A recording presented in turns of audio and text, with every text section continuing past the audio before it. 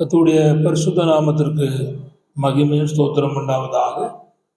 கூடி வந்திருக்கிற அனைவரையும் கர்த்தராகிய இயேசுவின் நாமத்தில் அன்போடு வாழ்த்துகிறேன், வரவேற்கிறேன். கர்த்தர் நம்மை ஆசீர்வாதமாய் நடத்துவாராக. கர்த்தர் ஸ்தோத்திரம்.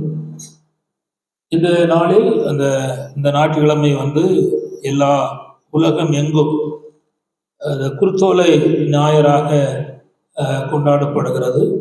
சிலர் அதை அனுசரிக்கிறார்கள், சிலர் அதை அனுசரிக்கவில்லை.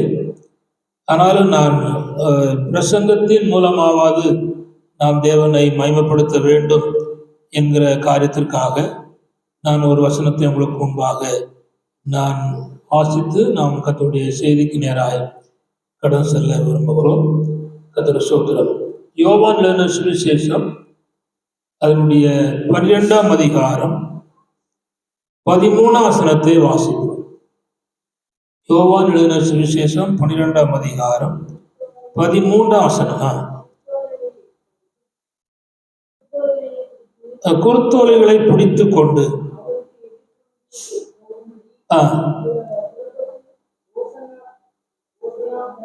நாமத்தில் வருகிற இஸ்ரவேலின் ராஜாவுக்கு ஸ்தோத்திரப்படுவர் என்று ஆர்ப்பரித்தார்கள். இருந்து வண்ணமாய் தலை தாழ்த்தி நாம் ஸ்தோத்திரம் பண்ணி ஜெபம் பண்ணுவோம். பரலோக பிதாவே, நல்ல ஆண்டவரே, நன்றியோடு நாங்கள் உண்மை துதிக்கிறோம், ஸ்தோத்திரிக்கிறோம். நல்ல கரத்தில் இந்த வசனத்தை தருகிறோம்.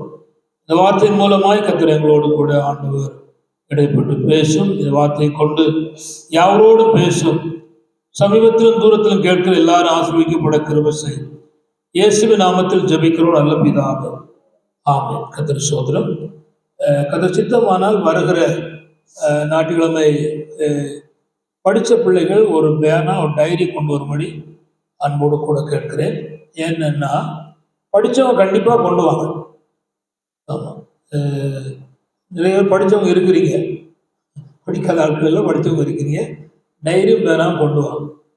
கவனிங்க, அதாவது அப்படின்னா நீங்கள் இன்னொரு சந்ததிக்கு இதை ஒப்பு கொடுக்க வேண்டிய பொறுப்பில் இருக்கீங்க.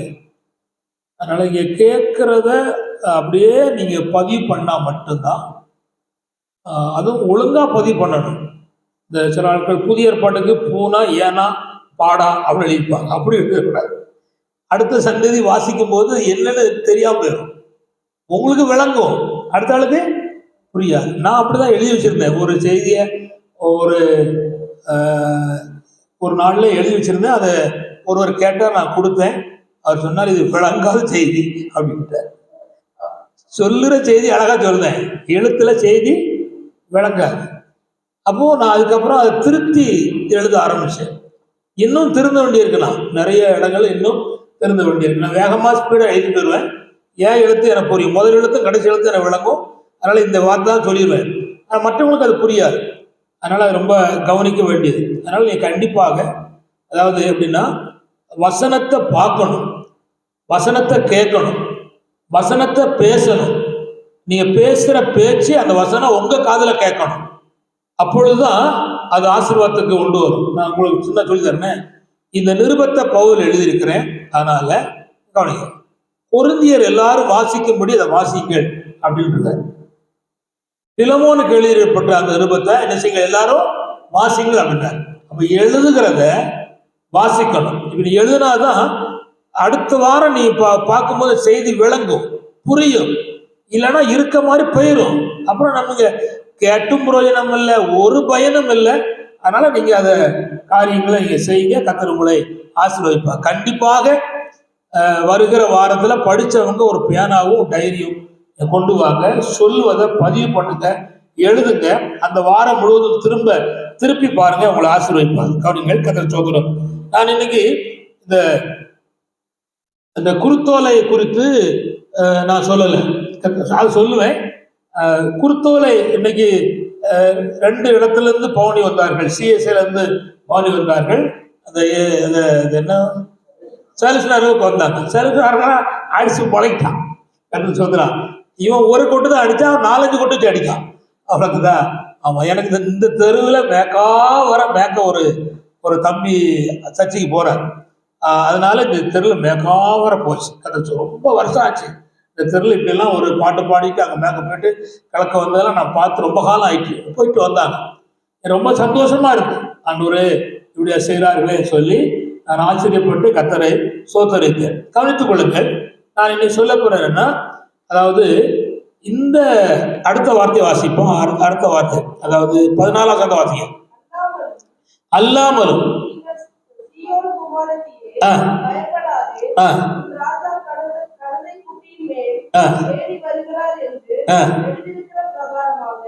எழுதியிருக்கிற பிரகாரமாக இந்த தீர்க்க தரிசனத்தை சொன்னது யாருன்னா சகேரியா. சொன்னது யாரு? சகேரியா. இந்த சம்பவமும் நடப்பதற்கும் முன்னால, நல்ல கவனிங்க, முன்னால 450 வருஷங்களுக்கு முன்னால சொல்லப்பட்ட தீர்க்க தரிசனம் அப்படியே நிறைவேறுது. எத்தனை வருஷத்துக்கு முன்னால சொல்லப்பட்ட தீர்க்க தரிசனம்? 450 வருஷங்களுக்கு முன்னால சொல்லப்பட்ட தீர்க்க நிறைவேற்று. சொல்லும் பொழுது அந்த மனுஷனுக்கு என்ன நடக்க போறோம் தெரியாது. சகேரியாவுக்கு என்ன நடக்க போறோம் தெரியாது. இப்ப நான் சொல்றேன், சில நேரங்கள்ல என் நாவில் இருந்தும் ஊழியக்காரனுடைய நாவில் இருந்தும் தேவன் பேசும் வார்த்தை சில வேளை நடக்கும். ஆனா எங்களுக்கு அது என்ன செய்யாது, தெரியாது. ஆனா கண்டிப்பா நடந்தேன். எங்கே கர்த்தர் சொன்னாரோ அதை அவர் நிறைவேற்றுவதற்கு உண்மை உள்ளவராக இருக்கிறார். நீங்க வசனம் சொல்லிவிட, ஏசாயாவால் உரைக்கப்பட்டது நிறைவேறி இருக்கிறது, எரேமியாவால் சொல்லப்பட்டது நிறைவேறி இருக்கிறது, இப்போ சகேரியா தீர்க்கதரிசனால் சொல்லப்பட்டது நிறைவேறி இருக்கிறது, மாசலாமணி பாசரால் சொல்லப்பட்டது நிறைவேறும், டேனியல் பாசரால் சொல்லப்பட்டது நிறைவேறும், இது எத்தனையோ ஊழியக்காரர்கள் சொல்வதை செய்யும் நிறைவேறும் அப்படின்னு சொல்லப்பட்டு பார்க்கிறோம். அப்படியானா நான் புரிந்து கொள்ளணும், வசனம் கண்டிப்பாக நிறைவேறுகிற ஒன்றாக இருக்கிறது. அதை புரிந்து கொண்டு காரியம் செய்யணும். சரி, இப்ப என்ன சொல்லணும்னா, இந்த குருத்தோலையை நான் பின்னால சொல்றேன், குருத்தோலையை பின்னால சொல்றேன். ஆனா இதுக்கு முன்னால அந்த கழுதையை சொல்றேன். கழுதைனா நிறைய சொல்ல மாட்டேன். அந்த கழுதை பற்றி. கழுதை என்றால் கவனிங்க, நம்ம ஊர்ல உள்ள கழுதை நமக்கு அற்பமா இருக்கு. நம்ம ஊர்ல உள்ள கழுதை நமக்கு அற்பமா இருக்கு. அது பார்த்தாலே மனுஷன் போக மாட்டான், அது ஒரு மாதிரி இருக்கு. சரி, அது இருக்கத்தக்க இடத்துல உட்கார்ந்துட்டு இருக்கு, அதனால ஒரு மாதிரி இருக்கு. கவனிங்க, இஸ்ரவேலுக்குள்ளே எபிரேயருக்குள்ளே அவர்கள் குதிரையை அதிகமா பயன்படுத்தல, ஒட்டகத்தை பயன்படுத்தல, கழுதை தான் பயன்படுத்திருக்காங்க. இஸ்ரவேல் ராஜாவோ அல்ல யூத ராஜாக்குள்ள போனது குதிரை அல்ல, ஒட்டகமும் அல்ல. ஒட்டகம் அவளுக்கு வாகனம் தான், ஒட்டகம் அல்ல. அத உங்களுக்கு புரியும்படி சொல்றேன், இங்க கவனிச்சாங்க. ராஜா ஏறுகிற கழுதையில் அப்படின்னு சொல்லப்பட்டிருக்கிறது. இப்ப கவனிங்க, சாலமோன் ராஜாவை மாறணும். கவனிங்க, சொல்லு கவனிங்க, சாலமோன் ராஜாவாக மாறணும். தாவீது சொல்லுவார், என்னுடைய கழுதைய கொண்டு போய் ராஜாவாகிய சாலமோனை ஏற்றி கீகோன் ஆற்றிலே கொண்டு போய் ரசிங்கள், அபிஷேகம் பண்ணுங்கள். அப்போ கழுத ராஜா ஏறுகிற வாகனம். ரெபேக்கா எந்த வாகனத்தில் ஏறினா? ஒட்டகம். சூப்பர். கவனிங்க, ஒட்டகம். கவனிங்க, மணவாட்டி ஏறுவது ஒட்டகம். ஒட்டகம் என்றால் சபைன்னு அர்த்தம். ஒட்டகத்துல குதிரையில போற மாதிரி போக முடியுமா? போக முடியாது. கழுதையில போற மாதிரி போக முடியுமா? போக முடியாது. ஒரு நேரத்துல முன்ன தள்ளும், இல்ல பின்ன தள்ளும், அங்காட்டும் இங்காட்டும். சபை நம்ம அப்படிதான் பண்ணுது. அங்க ஒரு நாள் சொல்லுவாரு, இங்க ஒரு நாள் சொல்லுவாரு, இங்க ஒரு மாதிரி இருக்கு, ஒரு நாள் பிரசங்கம் நல்லா இருக்கு, இன்னொரு நாள் ஒரு பிரசங்கம் நம்மள குத்துற போல் இருக்கும். ஐயோ, நம்மள யாரும் சொல்லி கொடுத்து பேசுற மாதிரி இருக்கே அவன் சொல்ல போல இருக்கும். ஆனா அது என்ன, கண்டிப்பாக அதுதான் போகணும், வேற வழி கிடையாது. இது வராங்கிற வழி. இந்த வழியில போகும்போது ஒட்டகத்தை விட்டு இறங்கவே கூடாது. கர்த்தருடைய ஸ்தோத்திரம். இப்ப கவனிங்க, அந்த ஒட்டகத்தில் இருக்கிற அந்த மணவாட்டிக்கு எலியேசர் அவர் என்ன சொல்லி கொடுத்தாருன்னா, மணவாளனாகிய ஈசாக்கு பற்றி சொல்லி கொடுத்தார். அழகா இருப்பார், சிவப்பா இருப்பார், அம்மா யாருக்குன்னே ரொம்ப அழகுள்ள ஆளு, பையனும் நல்ல பையன், ஒரே பையன் தான், நல்ல பையன், அழகுள்ளவன், ஜோம் பண்றவர், வசனம் தியானம் பண்ணுகிறவர், நல்ல மனுஷன், அப்பா கீழ்ப்படுகிறவர் அப்படின்னு அழகு, அந்த தலை நட இதெல்லாம் சாயங்கால நேரமான தியானம் பண்ண போவார் அப்படி எல்லாம் சொல்லி சொல்லி சொல்லி சொல்லியே கடந்து வந்தார். யாரு? எலியேசர் ரெபெக்காளுக்கு. சரி, சபை என்ன செய்யணும்னா இப்படி போய்கிட்டு இருக்கு. எதை நோக்கி போய்கிட்டு இருக்கு? பரலோகத்தை நோக்கி மனவாட்டி போய்கிட்டு இருக்கு. இப்போ சபை வனாந்திரத்திலே போகுது. பாடுகள், பிரச்சனைகள், போராட்ட நடுவில் போய்கிட்டு இருக்கு. இப்ப சபையில் இருக்கிற மேய்ப்பன் யாரை போய் சொல்லணும்? அவ அப்பா பத்தி, அவ தாத்தா பத்தி. நான் வடக்க போனேன், தெற்க போனேன், நான் சிங்கப்பூர் போனேன், களக்காடு போனேன், மேற்க போனேன், எப்படி சொல்றா மாசமா இருப்போம். முக்காவாசி அதான் சொல்றான். பாசம் கிறுக்கு பிடிச்சு போச்சு. தேவ தரிசனம் இல்ல. நான் எங்க நிக்கிறோம், யார சொல்லணும், இவன் யார சொன்னா நம்மளை கத்த நடத்துவா, நம்மளை கொண்டு சேர்ப்பா அப்படின்னு சொல்லணும். சொல்லிக்கிட்டே இருந்தார். ஒரு இடம் வந்த உடனே ரெபெக்கா பாக்கா இவ்வளவு நேரம் சொன்னவர் அங்க வார. இவ்வளவு நேரம் சொல்லி தந்த அந்த ஆள் செய்து வருது. இப்போ எலியேசர் சொல்லல, அவ சொல்லுதா. அண்ணா ஒரு ஆள் வராரு பாருங்க, அவர் மனவளனா, அவர் நீங்க சொன்ன அந்த ஈசாக்கா அப்படின்னு கேட்காங்க.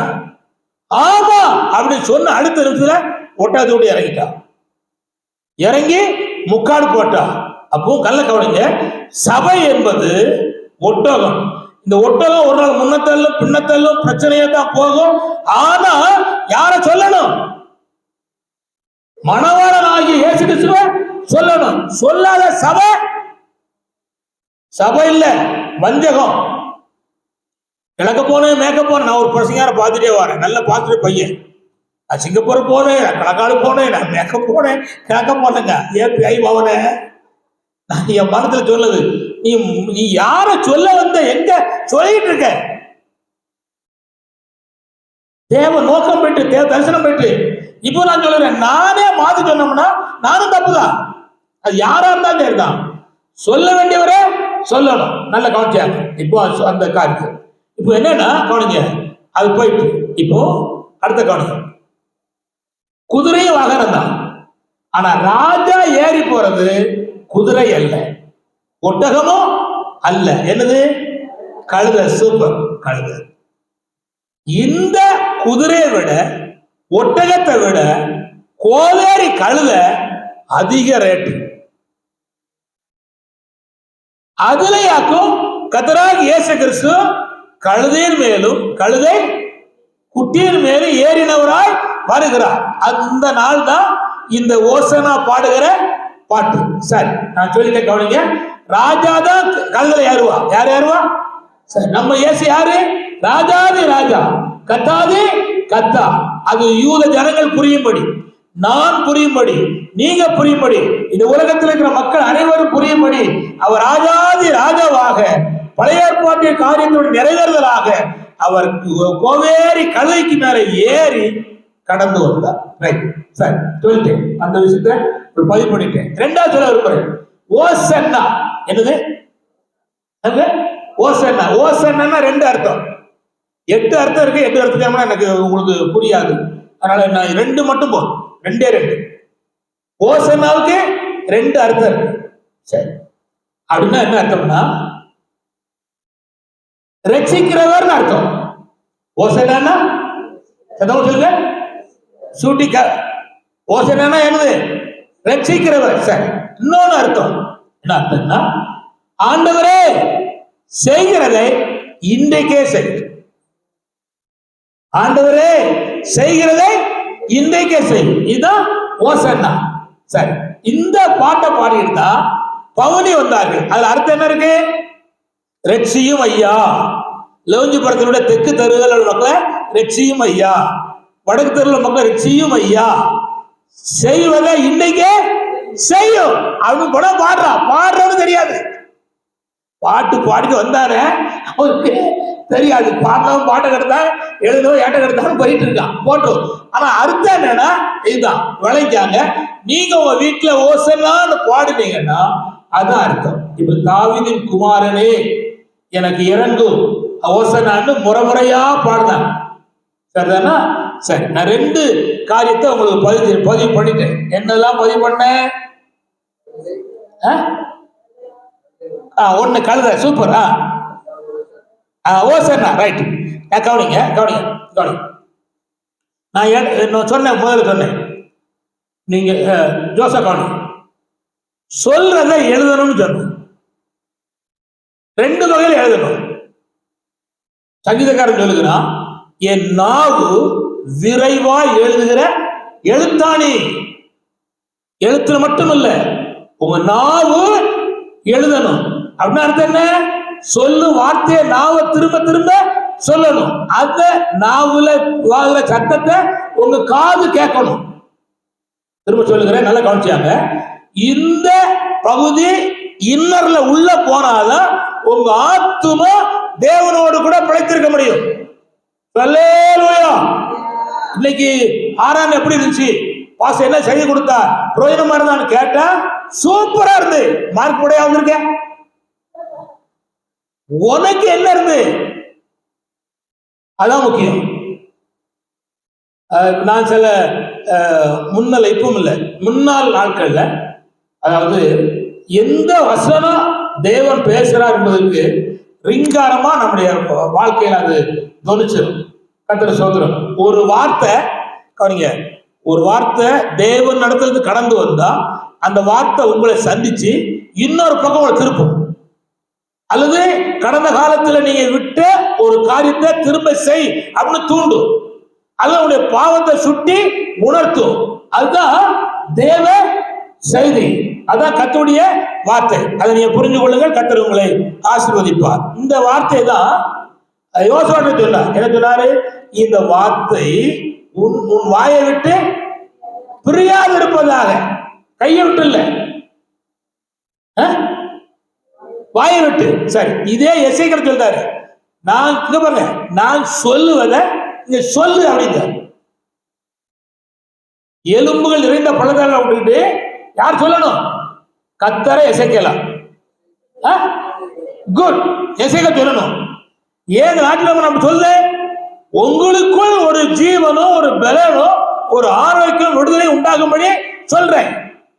இன்னொரு ஆண்டு நான் சொல்லலாம், பாஸ்டர் பிரசங்கம் பண்ணுங்க சொல்லலாம், பண்ணுவாரு, பண்ண மாட்டார் இல்ல.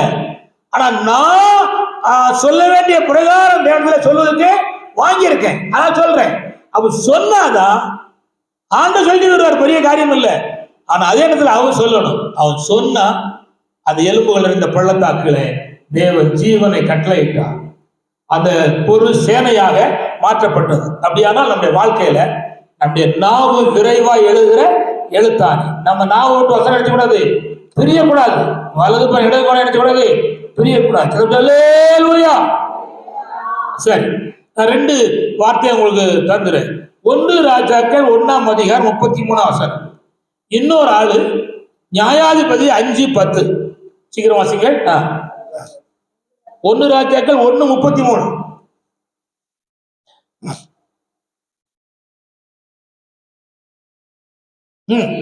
ஆ 1 ராஜாக்கள் 1:33மா? அதான் நோக்கி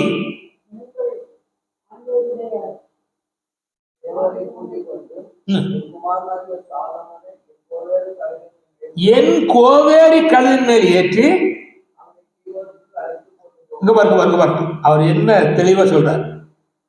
இங்க பாருங்க, கவனி, ஏற வேண்டிய ஏறினாதான் தேவன் ஆசீர்வாதம் தருவார். சும்மா ஆவிக்குரிய உலகத்துல உட்கார்ந்துக்கிட்டு சும்மா கை வீச போனா தேவன் தரமாட்டார். கர்த்தர் கிரியை செய்ய மாட்டுக்காரு, உதவி செய்ய மாட்டுக்காரு, நன்மை செய்ய மாட்டுக்காரு, இறங்க மாட்டுக்காரு, கைவிடி வர மாட்டுக்கு அப்படின்னா நீ சும்மா இருந்தா எப்படி செய்வாரு? எப்படி செய்வாரு? செய்யணும். அவர் சொல்றாரு, உனக்கு ராஜ பதவி வேணும்னா சாலமோனுக்கு எல்லாரையும் சொல்றாரு. தாவீது சொல்றாரு, வயசு போது சொல்றாரு, நான் அந்த வசனம் வாசிக்கையா திரும்ப. அதாவது அந்த இஸ்ரவேல் ஜனங்கள், தேவனுடைய பிள்ளைகள், ஆசாரியர்கள், சாதோக் புத்திரர் எல்லாரும் போய் நின்ன போது ராஜா அவர் நோக்கி, தாவீது ராஜா அவர் நோக்கி,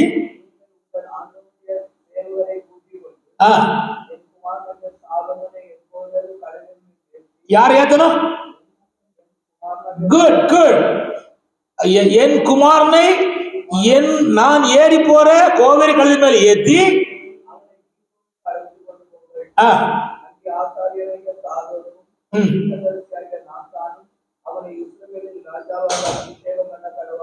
போதும் கவனிங்க கவனிங்க இங்க கவனிங்க கவனிங்க. இப்ப அழகா சொல்ற, இப்ப ராஜாவை மாறணும்னா ஏறி போனோம். குட். சரி, இப்ப கவனிங்க. இப்ப ராஜ சமுத்திரம் நிக்கிறவனும் இதே கழுதில மேல ஏறி போனோம். நான் ஒரு சின்ன உதாரணம் எழுதுறேன், கவனிங்க. ஆமான் ராஜ சமுத்திரம் நிற்கிறவன். இப்ப ராஜா கனம் பண்ண விரும்புகிறவன் என்ன செய்யப்படும் சொன்ன போது அவன் என்ன சொன்னா, கழுதையா குதிரையா?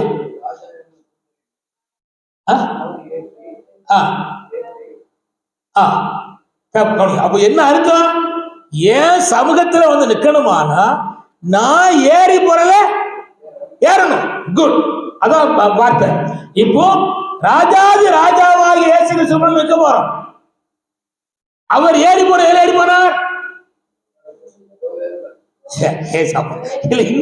ஏறி போனார். பரலோகத்தில் போக என்ன போனார்? மேகத்து மேல். Good good good. மேக எதற்கு அடையாளம்? பரிசுத்தவானுக்கு அடையாளம். அப்போ நான் இப்பொழுதே இந்த நாட்கள்லயே ஆவியானவரோடு கூட எழும்பி நடந்து ஏறி போனா மட்டும்தான் ராஜ சமூகம் போய் சேர முடியும். அல்லேலூயா. நல்ல கவனிச்சுக்க. அந்த விசுவாசம் இருந்தா மட்டும் போதாது. வாழ்க்கையை ஒப்பா பெருசா கழிச்சு போயிடாதங்க. மேல போனுமானா நமக்கு தேவனாகி ஆண்டவர் இறங்கி போகிற காரியத்துல தேவன் நமக்கு உதவி செய்வதற்கு நாம் சில காரியங்களை செய்ய வேண்டும் என்று கர்த்தர் நம்மிடத்திலே எதிர்பார்க்கிறார். அல்லேலூயா அல்லேலூயா. கர்த்தர் சோதரம். Praise the Lord. Hallelujah. Right. கர்த்தர் சோதரம். நான் இன்னொரு காரியத்தை நியாயாதிபதி 5:10 வாசிங்க. நியாயாதிபதி 5:10.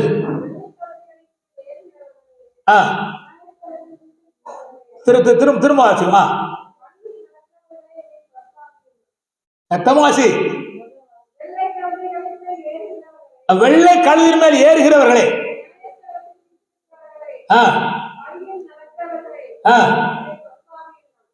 கவனிங்க. வெள்ளை கழுதின் மேல் ஏறினவர்களே, நியாயசனையாத்தில் இருக்கிறவர்களே அப்படின்னு சொல்லி ஆண்டவர் சொல்றார். கதை சோதரம். அப்படியே நம்முடைய வாழ்க்கையில இது முக்கியம். சரி, இந்த பவனியில கவனிங்க. கழுதுன்னு சொல்லிட்டேன். கழுதை தான் மேன்மைக்கு அடையாளம். சரி, போடும். இப்ப நான் அடுத்து என்னன்னா கவனிங்க. இந்த பவனியில் நடைபெற்ற 3 சம்பவங்கள், இந்த பவனியில் இந்த பிரயாணத்தில் நடைபெற்ற 3 சம்பவங்கள் வேகமா சொல்றேன். ஒன்று, கர்த்தரை துதிப்பதற்காக கொடுக்கப்பட்ட பவனி. என்ன பவனி? கர்த்தரை துதிப்பதற்காக கொடுக்கப்பட்ட பவனி. லூக்கா 19ஆம் அதிகாரம் 37ஆம் வசனம். லூக்கா 19:37. கொஞ்சம் வேகமா வாசிக்கணும். லூக்கா 19:37 அல்ல 38. அப்பா, கர்த்தருடைய நாமத்தினாலே வருகிற ராஜா ஸ்தோத்தரிக்கப்பட்டவர், பரலோகத்திலே சமாதானமும் உலகத்திலே மகிமையும் உண்டாவதாக என்று மிகுந்த சத்தத்தோடு தேவனை புகழ்ந்தார்கள். மிகுந்த சத்தத்தோடு தேவனை புகழ்ந்தார்கள். சரி, இந்த குருத்தோல் ஞாயிறு என்றால் என்ன? மிகுந்த சத்தத்தோடு கர்த்தரை துதிக்கிற ஆராதனை. இந்த குருத்தோல் ஞாயிறு என்றால் என்ன?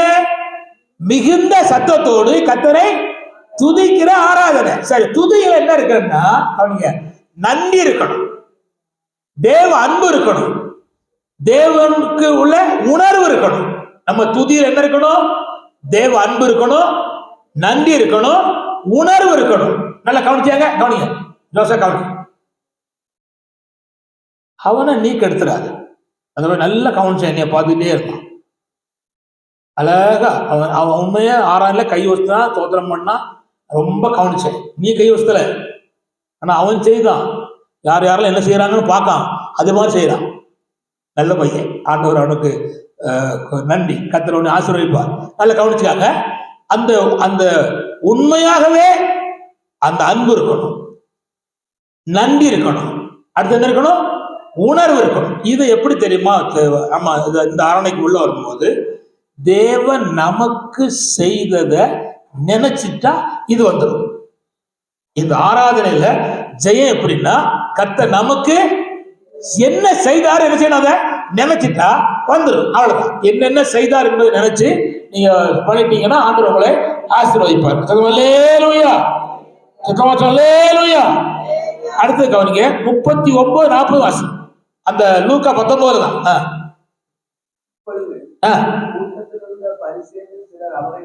நோக்கி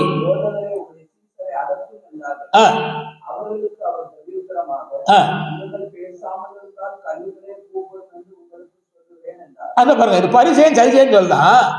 இங்க பாருங்க, என்ன சத்தம் போட்டு ஆராதிக்கான், என்ன சத்தம் போட்டு, சத்தமா சொல்லுங்க, சத்தமா சொல்லுங்க. அவனு என்ன சத்தமா போட்டு ஆரம்பிக்கான் அப்படிங்க, என்ன சத்தம் போட்டு ஆராதிக்கான் அப்படின்னு சொல்றான். அது என்ன செய்யும்? சத்தம் போடாம என்ன செய்யும்? அதட்டம்ங்க. கவனிங்க, கர்த்தர் ஆராதிக்கிற ஒருவனை ஆராதிக்க கூடாதபடி தடுக்கான். அப்ப கவனிங்க, ஆராதனை என்றால் என்னன்னா, கவனி தோசை கவனி, வாய்க்குல முணு முணு முணு முணு முணு முணு முணு முணு முணு அப்படி சொல்லுங்க. சத்தமிட்டு ஆராதிப்பதுதான் ஆராதனை. சொல்லலேலூயா. அவன் யாரு சத்தம் போடாம ஆராதிக்காங்களோ அவன் செத்த ஆத்துமா.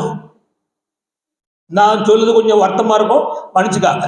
ஏன்னா நம்ம சொல்லணும், கவனிங்க, சத்தம் விடாதவன் ஆத்துமனை செஞ்சு செத்து போச்சு. வயிற்றுல 9 மாசம் குழந்தை இருந்தா கண்டிப்பா பேர்காலத்து அன்னைக்கு அவன் அம்மா ஐயா ஆத்தான் சத்தம் போட்டுதான் ஆகணும். ஏன்னா இன்னொரு ஜீவன் வருது. சத்தம் போட மாட்டேன் அப்படின்னா சொல்ல முடியாது. சத்தம் போடாத நடக்காது. சத்தம் போட்டுதான் ஆகணும். அப்ப இன்னொரு ஜீவன் உற்பத்தி ஆகுதுன்னா, இன்னொரு ஜீவன் இந்த உலகத்துக்கு வருமானா கண்டிப்பாக சத்தம் வரும். இப்ப நான் கேட்கிறேன், ஆத்துமாவில ஜீவன் இருந்தா, ஆத்துமாவில தேவனுடைய பலன் இருந்தா, ஆத்துமாவில தேவனுடைய உணர்வு இருந்தா, ஒரு தேவ மனுஷன் கர்த்தரை ஆராதிக்கும் போது நன்றியினுடைய வெளிப்படுத்தல் தான் சத்தமிட்டு ஆராதித்தல். அல்லேலூயா. தேவனுக்கு நன்றி செலுத்துவது சத்தமிட்டு ஆராதிக்கிறது. சரி, கவனிங்க, ஆராதனையில 2 காரியம் பார்க்க கூடாது. ஸ்டெப் சொல்லி தர புரிஞ்சுக்காங்க. 2 காரியம் பார்க்க கூடாது. ஒண்ணு, நம்மளை பார்க்க கூடாது. ஆராய்ச்சிட்டு இருக்கும் போது கவனிங்க, அப்படின்னு இழுத்து வச்சா தன்னை பார்க்காத அர்த்தம். புரியுதா? ட்ரெஸ் அசையக்கூடாது, வைக்கக்கூடாது, நீட்டா இருக்கணும், கையை அப்படி வைக்கணும் அப்படின்னு சொல்ல, அது ஆராதனை இல்லை, அது வேஷம். ஆராதனை இல்லை. கர்த்தர் பிரிய மாட்டார், பிரியப்பட மாட்டார். கர்த்தர் பிரியமான என்ன? தன்னை பார்க்க கூடாது. யாரை பார்க்கணும்? கர்த்தரை பார்க்கணும். குட். அடுத்தது, ஆராதனையில என்ன மற்றவங்க எப்படி பார்க்காங்க அதுவும் பார்க்க கூடாது. யாரு பார்த்தானா யாரு பார்க்கான்னு நமக்கு என்ன? அவனுக்கா நம்ம வந்தோம்? நம்ம ரட்சித்த கர்த்தருக்கு வந்திருக்கோம். அவன் பார்த்தானே பார்க்காம நமக்கு என்ன? அந்த உணர்வோடு நானும் நீங்களும் என்றைக்கும் தேவனை ஆராதிக்க வேண்டும். அல்ல சொல்லேலூயா. ஆறால் 2 காரியம் பார்க்க கூடாது.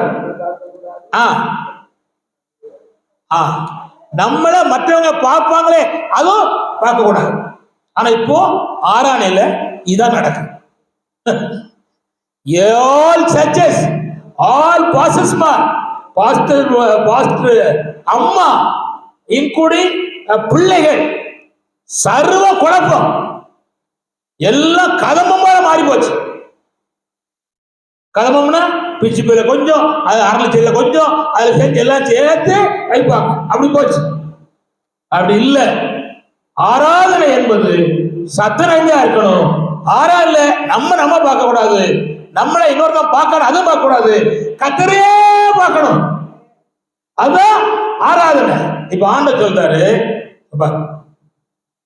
நீ சத்தம் போட அதட்டுன்னு சொல்றாரு, இன்னொரு குழப்பம் உண்டாயிரும். இவன் கூப்பிடலன்னா அங்க கல்லு கிடக்கு, சத்தம் போட்டுரும், அதை விட பிரச்சனையாயிருக்கும். கல்லு கூப்பிடும் அப்படின்னு சொல்லிட்டோம். இப்ப நான் சொல்ல என்னன்னா, ஆராதனையில ஒரு விகற்பமான ஒன்றை கர்த்தர் உண்டு பண்ணுறதுக்கு உண்மை உள்ள கர்த்தரா இருக்கு. ரெண்டாவது ஆராதனையில அது ரெண்டாவது பகுதி என்னன்னா, அந்த பகுதி ரெண்டாவது பகுதி என்னன்னா, பரிசுத்தப்படுத்துவதும் சுத்திகரிப்பதற்கான பவனி. மத்தேயு சுவிசேஷம் 21ஆம் அதிகாரம் 12-13 வாசிங்க. மத்தேயு சுவிசேஷம் 21:12-13 சீக்கிரம்.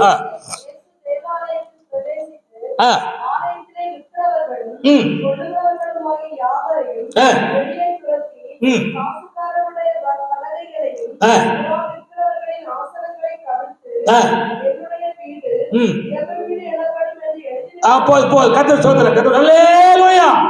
இந்த பவுனில் இரண்டாவது பகுதி என்னன்னா, பரிசுத்தப்படுத்துவதும் சுத்திகரிப்பதும். என்ன ஆக்கி கள்ள குகையை ஆக்கிட்டாங்க. யாரு வீட்டை? பிதாவின் வீட்டை. அங்க என்ன இருக்கணும்? துதி இருக்கணும், சோத்திரம் இருக்கணும், பாடல் இருக்கணும், வசன வாசிப்பு இருக்கணும், ஜெபம் இருக்கணும். ஆனா அதுக்கு பதிலாக என்ன இருக்கு? கள்ள குகையால் மாத்திட்டாங்க. லூக்கா யோவான் 10:10, லூக்கா 10:30 நீ வாசிங்கன்னா, திருடன் திருடவும் கொல்லவும் அழிக்க வருகிறான். சபைக்குள்ளே கள்ளம் வந்துட்டாலே என்ன உண்டாயிரும்? திருடல் உண்டாகும், அழிவு வந்துடும், கொல்லுகிற தன்மை உண்டாயிரும். அடுத்த திருட்டு தன்மை இன்னொரு பகுதி என்ன? லூக்கா 10:30 அந்த சமாரியா சரித்திரத்துல அந்த எருசலேமிலிருந்து எரிகோ போன மனுஷனுடைய உடைகளை பறித்து கொண்டார்கள், காயப்படுத்தினார்கள், குற்றுநாய் விட்டு போய்விட்டார்கள். திருடன் செய்கிற வேலை. சபைக்குள்ள திருடன் வந்துட்டான்னா இந்த வேலை மட்டும்தான் நடக்கும், அந்த வேலை செய்யாது நடக்காது. சரி, அந்த பவுனில இரண்டாவது பகுதி என்ன? சுத்திகரிக்கிற நாள். இந்த குருத்து ஞாயிறு நமக்கு என்ன வேணும்? நம்மை சுத்திகரிக்கணும். நம்முடைய ஆத்துமாவை, நம்முடைய ஆவியை, நம்முடைய சரீரத்தை தேவனுக்கு முன்பா நிறுத்தி நம்மை சுத்திகரிக்க நம்ம உள்ள கடமையா இருக்கிறது. மூன்றாவது வேகமா சொல்லியிருந்தேன். மத்தேயு 21:14. மத்தேயு 21:14 14.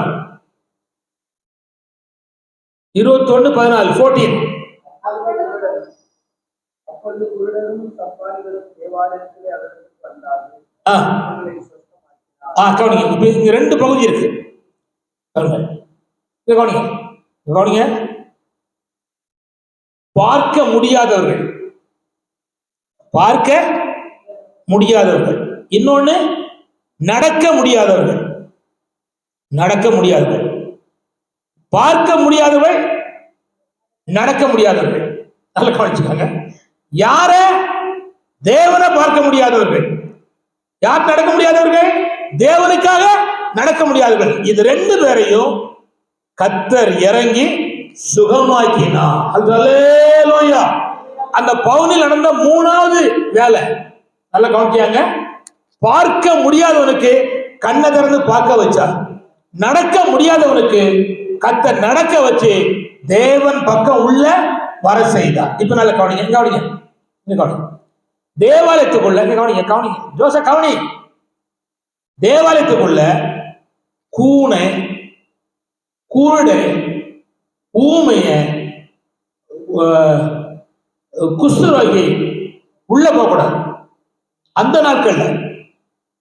நாட்கள்ல நார்வேல ஒரு ஹோட்டல்ல போட்டிருந்தாங்க. நான் படிக்கிற காலத்துல பரவுகிற தொழுநோய் சம்பந்தமானவர்கள் இந்த ஹோட்டலுக்குள்ள நினைச்சக்கூடாது, வரக்கூடாதுன்னு போட்டுருந்தாங்க. அதே போல அன்னைக்கு சர்ச்சைக்குள்ள வரக்கூடாது. கேரளா ஊமைய, செவிடை, கூனை, ஊனமுற்றோர், குஷ்டரோகிகள் வரக்கூடாது. எது கூட வரலாம்? கரெக்ட், வாசலுக்கு வெளியே.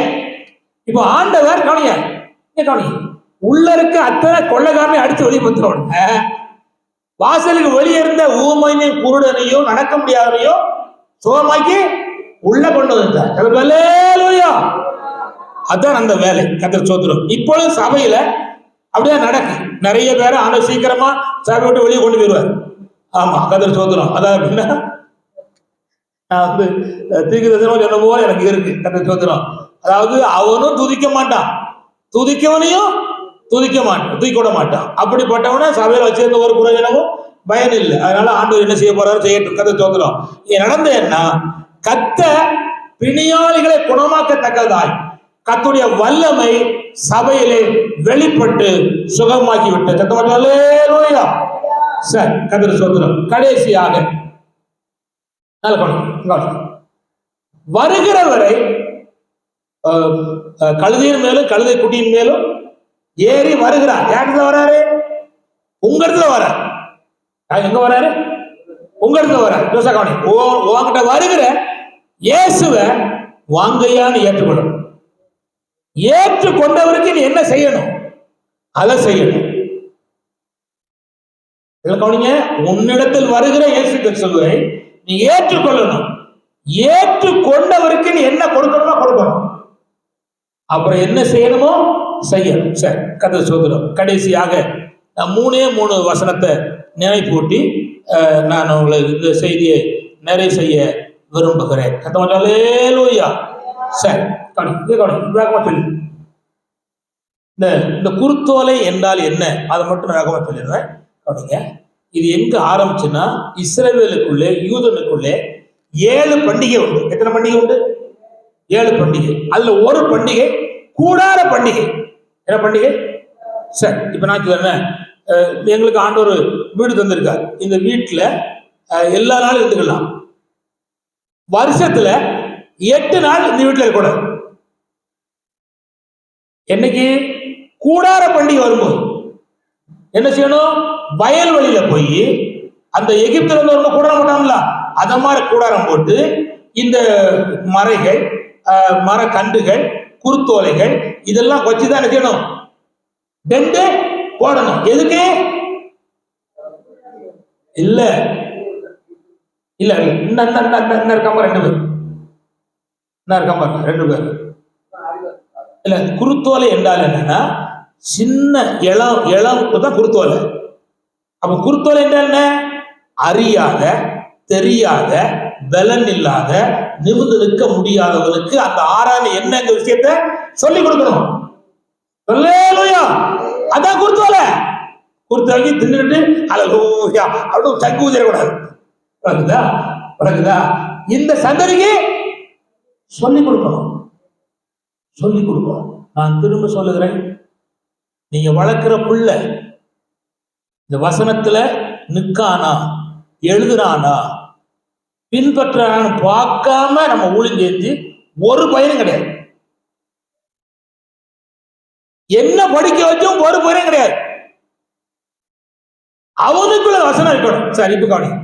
அந்த குருத்தோலைய புடிச்சுக்கிட்டு தேவ சன்னதிக்கு வரணும். அல்லேலூயா.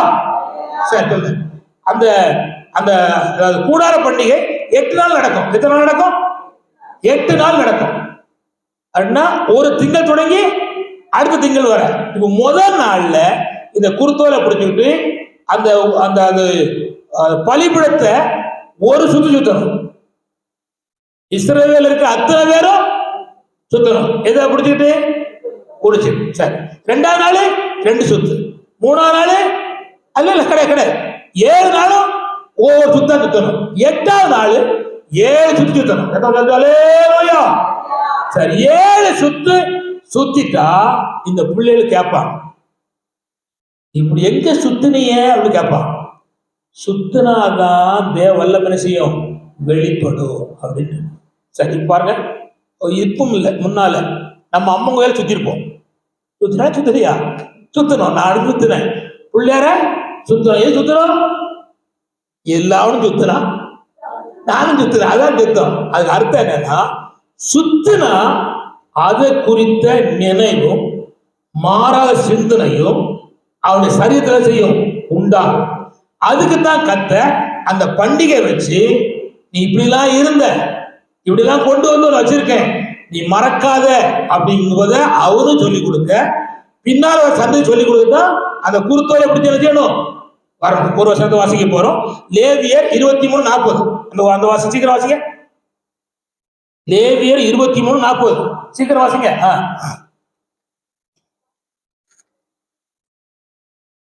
லேவியர் 23:40.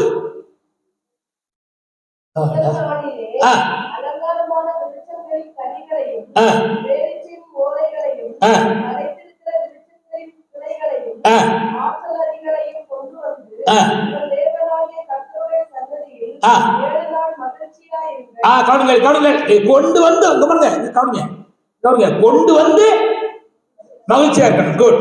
அப்போ தேவ சன்னிதானத்துல குருத்தோலையை கொண்டு வரணும். இப்ப நான் சொல்றேன், உங்களுக்குள்ள புதிய அனுபவம், புதிய சுபாவம், புதிய நன்மைகள் அதோடு தேசத்துல நீங்க வரணும். அதுதான் குருத்து ஓலை. இந்த ஐயாமார் பிடிச்சிட்டு போற ஓலை இல்ல, அது பிடிச்சிட்டு போட்டோம். அது அடையாளம் இருக்கு. அடுத்தது சொல்லி முடிக்க போறேன். யோவான் 10 அல்ல, யோவான் 12:13. சீக்கிரம் வாசிங்க.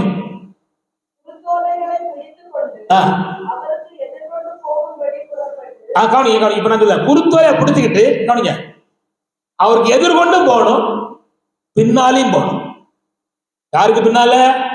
இயேசுக்கு முன்னாலையும் போகணும், பின்னாலையும் போகணும். சரி, அப்போ கவனிங்க, இந்த சந்ததி அது செய்யணும். நான் அதை அப்படியே விட்டுருந்தேன். அப்புறம் வெளிப்படுத்துற விசேஷம் 7ஆம் அதிகாரம் 9, 10 பார்த்து நிறுத்திட்டேன். வெளிப்படுத்தல் 7, 9, 10 சத்தமா வாசிங்க. இல்ல